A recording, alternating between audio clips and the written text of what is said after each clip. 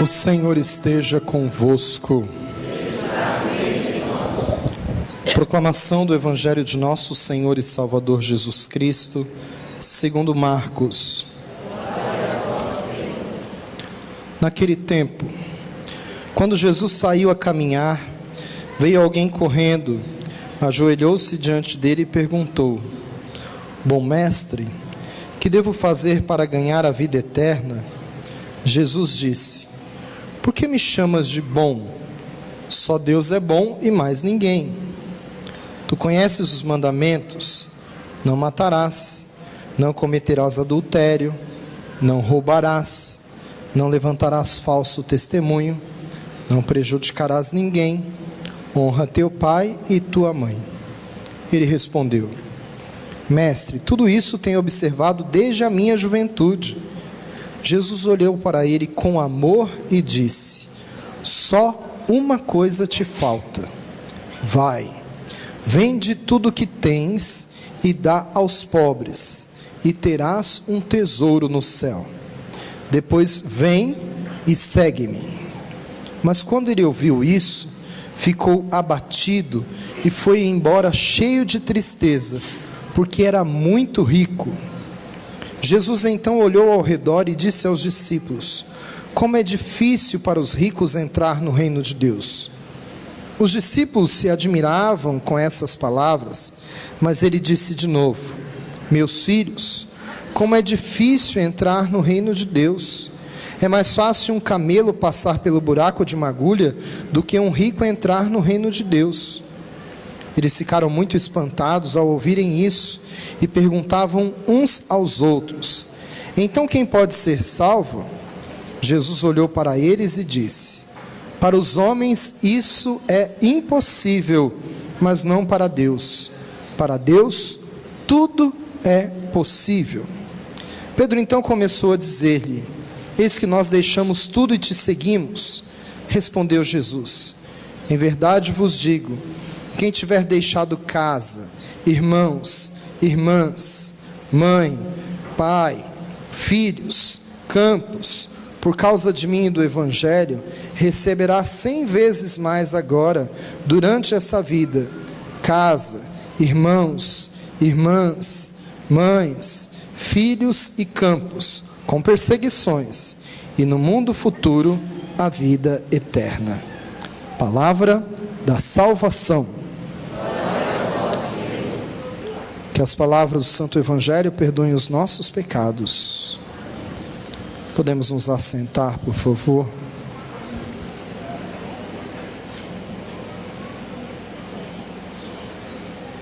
Nós estamos celebrando o 28º domingo do tempo comum. E a liturgia de hoje, ela nos inquieta, ela mexe conosco, ela nos chama atenção, ela puxa a nossa orelha, ela nos tira, da tranquilidade. Porque o Evangelho de hoje começa dizendo que um homem sem nome foi procurar Jesus e fez a ele uma pergunta. É muito interessante, por que esse homem não tem nome? Porque ele pode ser qualquer um de nós. Vários outros textos, os escritores sagrados dizem o nome, a cidade que nasceu, dão detalhes sobre a pessoa. Nesse eles não dizem nada, justamente para nos dar essa dica, que nós somos esse homem. Nós podemos ser esse homem que vamos perguntar a Jesus. Não uma pergunta difícil, mas uma pergunta que já estavam acostumadas a ser feitas. Essa era uma pergunta que os jovens judeus faziam aos rabinos da época, quando entravam na escola rabínica, quando entravam na catequese da época.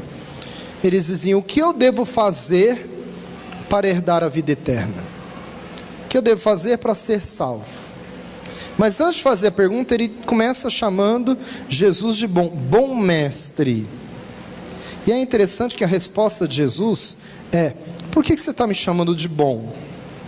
Só Deus é bom. E aí ele está dizendo: a resposta que eu te dou é imitar o único que é bom, imitar a Deus. Se você imitar a Deus, então você ganhará a vida eterna. Para imitar a Deus, nós precisamos ser misericordiosos, ser solidários, ser compassivo, ser irmão do outro, ser próximo de todos. Mas, por apego à riqueza, aquele homem não aceita o convite de Jesus. E aí muitas vezes quando nós lemos esse evangelho, né, que nós chamamos do jovem rico, nós pensamos assim de outras pessoas, milionários, que não assumiram, que não partilham. Só que nós deveríamos pensar de nós, não dos outros. Nós somos esse homem. Nós somos. Todos nós temos a alma de rico. O dinheiro é um Deus com D minúsculo, e ele ocupa um altar que está no coração humano. E aí a gente vê qual altar que a gente põe. Se é um altar grande, de maior importância, ou um altar menor. Mas todos nós temos a alma de rico. Até os mais pobres. Quando nos abrimos à cobiça, quando somos avarentos, como somos apegados, mesmo aquelas poucas coisas que nós possuímos. Se nós somos muito apegados, pode saber. A gente tem que entender que nós teremos que prestar conta das riquezas que nós temos, que Deus nos deu e que não foram desenvolvidas. Os nossos dons, os nossos talentos, os bens que nós temos. Então, aquilo que não foi desenvolvido, aquilo que não foi multiplicado, aquilo que não foi partilhado, nós teremos que prestar contas disso a Deus. Eu disse uma coisa semana passada, eu queria repetir de novo essa semana, para ver se a gente consegue gravar isso na mente. Eu dizia semana passada, que a vida é feita de... Nossa gente, vocês não lembram? Não prestaram atenção semana passada? Não conseguiram guardar da semana passada para essa semana? Não é possível. A vida é feita de escolhas. Vamos dizer juntos? A vida é feita de escolhas. A nossa vida é feita de escolhas. Só que muitas vezes nós não fazemos a escolha certa. Nem sempre nós acertamos. E aí muitas vezes nós podemos até destruir a nossa vida com uma escolha errada, destruir a vida do outro e destruir até o planeta. O Papa tem escrito sobre isso, né? Sobre o cuidado da natureza, sobre como nós estamos destruindo, né, o bem comum que Deus fez para nós aí. É interessante, semana passada nós tivemos um retiro para casais, e a grande sensação do retiro foi quando um casal entrou no quarto e tinha uma cobra dentro do quarto. E aí depois, aquilo acabou virando a piada dentro do retiro. E é interessante porque depois eu perguntei, nós estávamos em Itapecerica da Serra, né, numa casa de retiro das irmãs em Itapecerica. Depois eu perguntei para as pessoas que moram em Itapecerica, né, escuta, está muito comum ter animais assim, andando. Eles falaram, olha, não aparecia. Mas depois do Rodoanel começou a aparecer. Porque entrando o Rodoanel, ajudou muito a nós. Foi necessário para nós, facilitou muito a nossa vida. Só que fazendo aquilo nós espantamos os animais da casa deles. Então animais que nunca tinham aparecido estão aparecendo, porque a poluição, o barulho, nós expulsamos eles da casa deles. Eles têm que ir para algum lugar. Então eles vão ficando meio encurralados e acabam chegando na nossa casa. Então toda ação tem uma reação. Toda escolha tem uma consequência. E claro que aquela escolha para nós foi muito boa.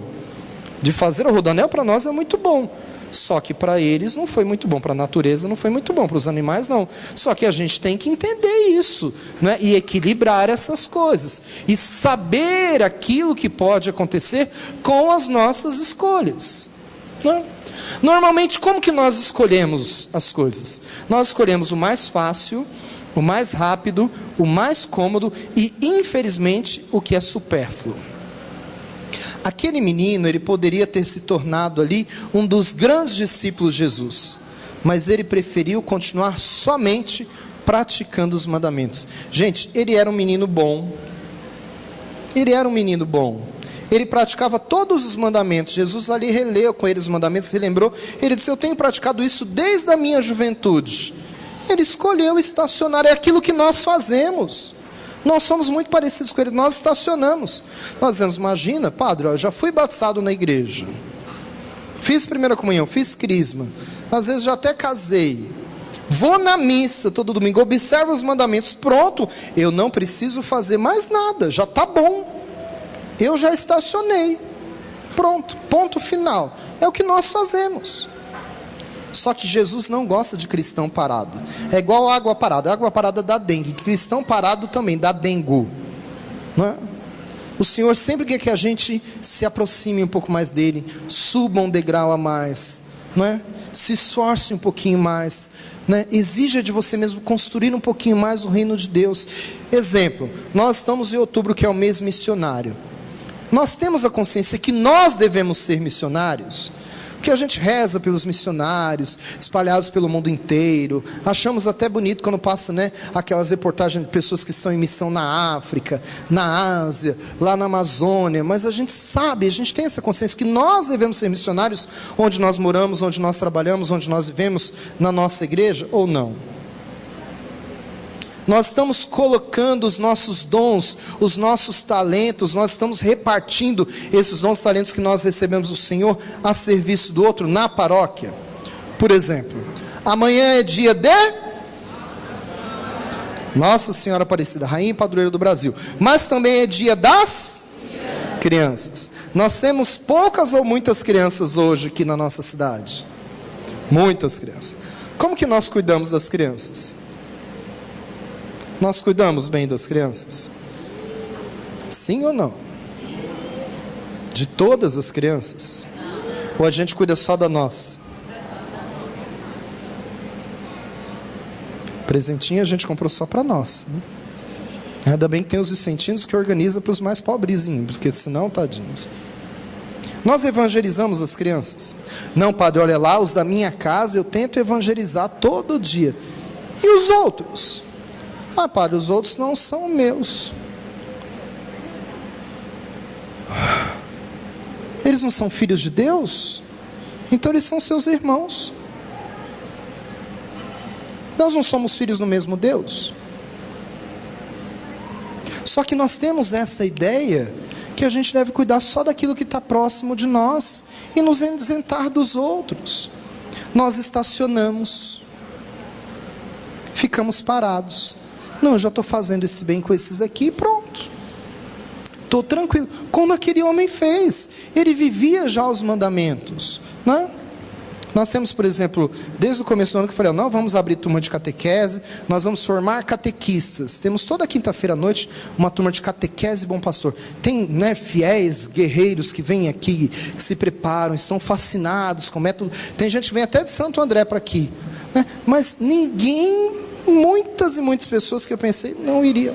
Nem aqueles que têm filho para catequese fingem que não tem necessidade. Parece que a gente não tem criança precisando ser catequizada. Nós lavamos as mãos. Sempre vai ter alguém que faça.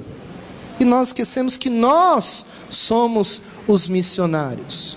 Então entenda uma coisa, gente. Jesus não deu uma ordem para aquele menino. Como Jesus não nos dá uma ordem, Jesus nos faz uma proposta. Como eu faço uma proposta para vocês. Vai ser catequista. Vai se preparar toda quinta-feira, 19h30, para catequizar outras crianças. Não só catequizar a sua, mas catequizar as outras também. Evangelizá-las. Jesus nos propõe como propôs para aquele menino. E é interessante porque Jesus propõe, ele negou a proposta de Jesus, e ele podia negar como nós podemos, porque nós temos livre-arbítrio. Só que aí o Evangelho diz uma coisa que é fantástica. Ele diz assim: quando ele ouviu a proposta de Jesus, ele ficou abatido e foi embora cheio de tristeza, porque era muito rico.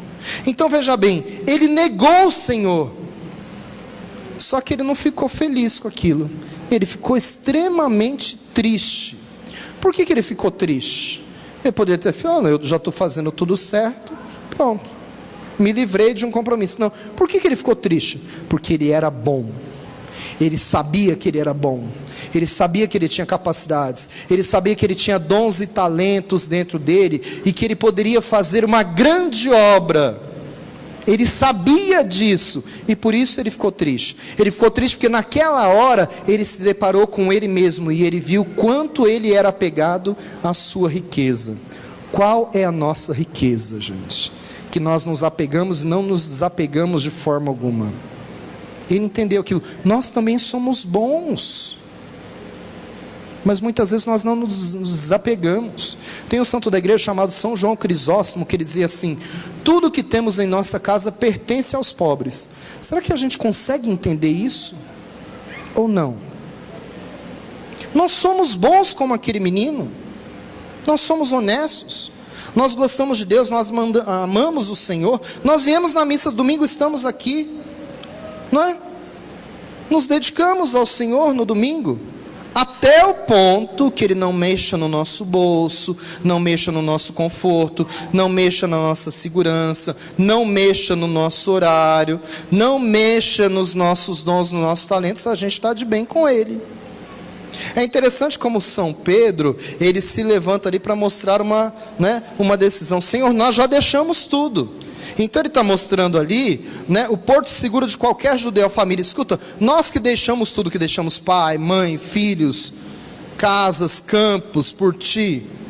Aí Jesus responde para ele: olha, eu estou te prometendo que você não irá perder nada, você ganhará 100 vezes mais, agora nessa vida. E na vida futura, a vida eterna. Os consagrados experimentam isso, de você ganhar mais casas, mais irmãos, mais mães, mais filhos, É impressionante isso, Os catequistas, experimentam isso, Depois deles terem preparado uma turma, como que o dia que eles entregam aquela turma, diz, pronto, agora eles fizeram a primeira comunhão, agora eles fizeram a crisma. Eles entregam o quê? Filhos, que vão lembrar deles a vida inteira, que vão ser gratos a eles, e que vão ter neles uma referência daquela catequese, daquela preparação que muitas vezes eles prepararam juntos, Porque quem ensina também aprende. E aquilo é uma satisfação para eles grande. Por que muitas vezes nós ficamos tristes e não sabemos por quê? Às vezes nós ficamos tristes e não sabemos. Eu estou triste, mas porque eu não sei de onde vem essa tristeza. Talvez por esse mesmo motivo que esse menino ficou triste. Porque nós negamos o Senhor. Negamos as propostas de Deus na nossa vida. Essas coisas materiais, afetivas, sentimentais, têm sentido nessa vida, depois não terá mais. Então entenda uma coisa, somente quando Jesus Cristo for o centro da nossa vida, é que nós saberemos o lugar exato da casa, dos irmãos, das mães, dos filhos, de todas as outras coisas da nossa vida. E tudo isso nós teremos com perseguições. Porque muitas vezes nós queremos evangelizar, nos tornar um missionário, fazer algo mais, e achamos que com isso a gente vai ser elogiado. Não vamos, seremos perseguidos, é o que nos garante a palavra. Ninguém vai bater palma para você e dizer, parabéns, que bonitinho que você está fazendo isso. Não, aí que você vai ser perseguido mesmo, e a gente tem que estar preparado para isso. Mas muitas vezes nós não entendemos. Mas eu queria citar, para finalizar, um trecho do Evangelho que é muito interessante e que às vezes nós não entendemos. O Evangelho diz assim: é mais fácil um camelo entrar pelo buraco de uma agulha do que o rico entrar no reino dos céus. Essa frase é muito conhecida e muito mal interpretada, Primeiro que a gente pensa que essa agulha é aquela agulha de costura. Não é. Aprendi agora lá na Terra Santa. Olha para aquela figura. Todas as cidades antigas, inclusive Jerusalém, tinha uma grande muralha e tinha algumas portas. Durante o dia essas portas estavam abertas e à noite essas portas eram fechadas por segurança. Acima, na parte de cima, como se fosse uma janela, parece até uma janela, Tem uma abertura e tem ali uma fenda. Aquela fenda é chamada agulha. Então a agulha do Evangelho não tem nada a ver com aquela agulha de costura, gente. Nada a ver. E qual o sentido que a palavra quer dar? E aí a segunda leitura diz isso, Que a palavra, ela é viva, é eficaz, ela é mais cortante do que qualquer espada de dois gumes. Ou seja, ela é muito mais profunda do que a gente imagina. A interpretação da palavra, gente, ela é fabulosa.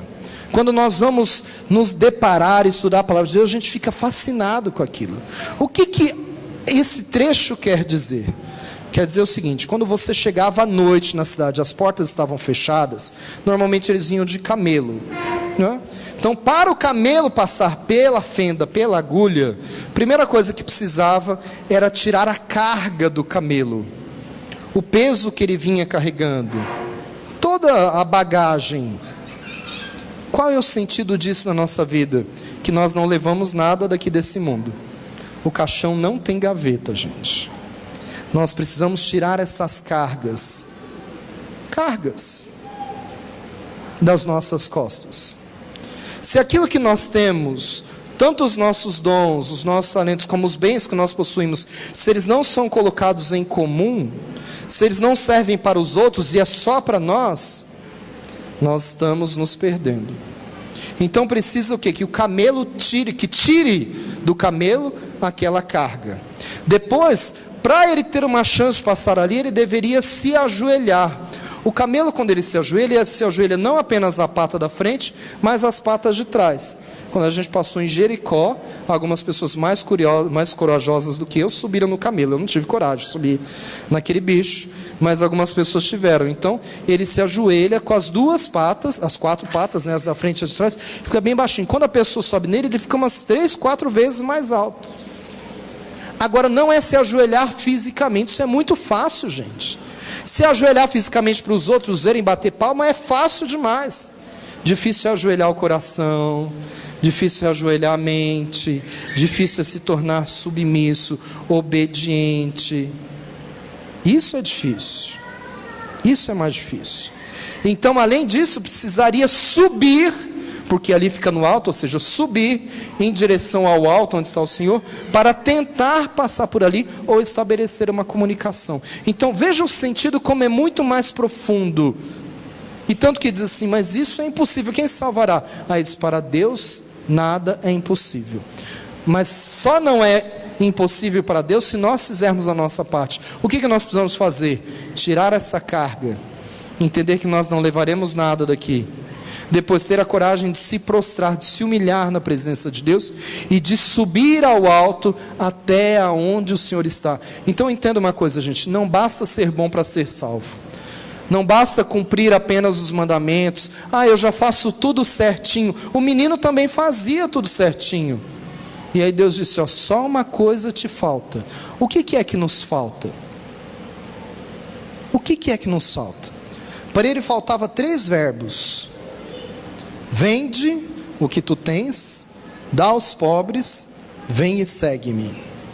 Na verdade são 4, não? Vem e segue-me. São os verbos que nós precisamos prestar atenção hoje. O que nós precisamos de vender? Que nós somos muito apegados, que é o nosso Deus, que a gente não consegue se desapegar de jeito nenhum. O que a gente precisa de doar? Não só bem físico, material, mas dos nossos dons, dos nossos talentos. Vem, nós precisamos de ir ao encontro do Senhor, não ao encontro do Padre, ao encontro de Jesus, e seguir a Jesus de verdade, não fingir que segue ao Senhor, porque fingir, gente, é muito fácil, fazer teatro é muito fácil, a gente dizer que segue, ou imaginar que segue, às vezes nós nos enganamos. Eu ouvi uma frase uma vez que eu nunca me esqueci, quanto mais piedoso, mais perigoso. Então cuidado, gente, porque às vezes nós queremos mostrar tanto uma piedade para as outras pessoas, que as pessoas param de olhar para Jesus e ficam olhando para a gente, quando nós deveríamos olhar para o Cristo. Uma vez Nossa Senhora apareceu a uma mulher chamada Madre Alix Leclerc, que fundou depois a congregação com São Pedro Fourier. Nossa Senhora apareceu a ela poderia fazer o que talvez nós faríamos hoje, sair dizendo para todo mundo, eu falei com Nossa Senhora apareceu a mim, olha que bonito, olha como eu sou importante, Nossa Senhora fala comigo. Ela não fez isso, como Catarina de Labouré não fez, lá na Medalha Milagrosa, e tantas outras aparições de Nossa Senhora, ficou quieta. Nossa Senhora aparecia para ela, pegava o menino Jesus e colocava nos braços dela e falava para ela, faça o meu filho crescer. Ela poderia ter contado isso para todo mundo dizendo, olha como é que eu sou importante. O que ela fez? Ela interpretou aquilo que Nossa Senhora tinha feito para ela, junto com São Pedro Fourier, e falou assim, o que Nossa Senhora quer me dizer com isso? Nossa Senhora não quer dizer que eu sou bonita, que eu sou melhor do que as outras pessoas, que eu devo ser aclamada. Nossa Senhora está me dando uma missão de fazer Jesus crescer. Mas quem é esse menino Jesus que eu preciso crescer? São todas as outras crianças. E foi ali que eles começaram a fazer escolas para educar espiritualmente, no caso das meninas que não podiam estudar, colocar na escola as meninas. Então ela interpretou e colocou em prática aquilo. Não? Então qual é a proposta de Deus na sua vida? Quais as propostas que Deus tem te feito e que você vem negando? É o que nós temos que nos perguntar hoje. Mesmo que você viva todos os mandamentos, mesmo que você faça tudo certinho como fazia aquele menino, quais são as propostas que Deus tem te feito que você tem negado? Aquele menino, ele não se tornou um mau menino, ele continuou sendo um bom menino, mas ele voltou para casa triste. Muitas vezes, talvez, este é o motivo da tristeza que nós não conseguimos detectar, porque muitas vezes Deus nos propõe algo e nós negamos dele. Hoje é um dia de perguntar: Senhor, o que o Senhor tem me proposto? Proponha de novo para que eu me lembre e eu escolha se eu quero dizer sim ou continuar dizendo não à sua proposta. Até porque a vida é feita de escolhas. Louvado seja o nosso Senhor e Salvador, Jesus Cristo.